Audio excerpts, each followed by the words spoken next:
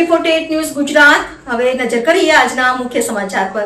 અંકલેશ્વરમાં 2 દિવસથી ધીમી ધારે વરસી રહેલા વરસાદના પગલે સારનપુર પંચાયતની હદમાં આવેલ લક્ષ્મણનગરમાં જતા માર્ગ પર પાણીનો ભરાવો થયો છે। દર ચોમાસા દરમિયાન આ માર્ગ પર પાણી ભરાઈ જતા સ્થાનિકો અને આસપાસની સોસાયટીના રહીશોને અવરજવર માટે ભારે હાલાકીનો સામનો કરવો પડે છે।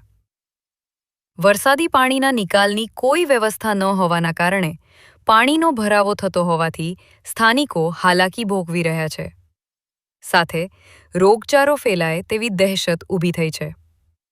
આ વિસ્તારમાં 3 જેટલી સ્કૂલો આવેલી છે, ત્યારે માર્ગ પર પાણી ભરાઈ જતા વિદ્યાર્થીઓ અને સ્થાનિકો પાણીમાંથી પસાર થવા મજબૂર બન્યા છે।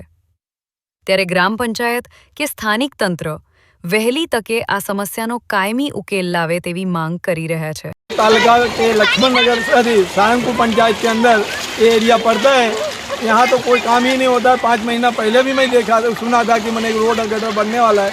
आज तक रोड ना बना ना गटर बना। आज की हालत देखिए, बच्चे लोग का निकलना चलना मुश्किल हो गया। बच्चे स्कूल कैसे आएंगे जाएंगे क्या करेंगे वो मुश्किल हो गया है। हम लोग का मेन रास्ता टूट गया है, मेन रास्ता जाने। Dharmesh Rana, AB48 news Gujarat, Ankleshwar.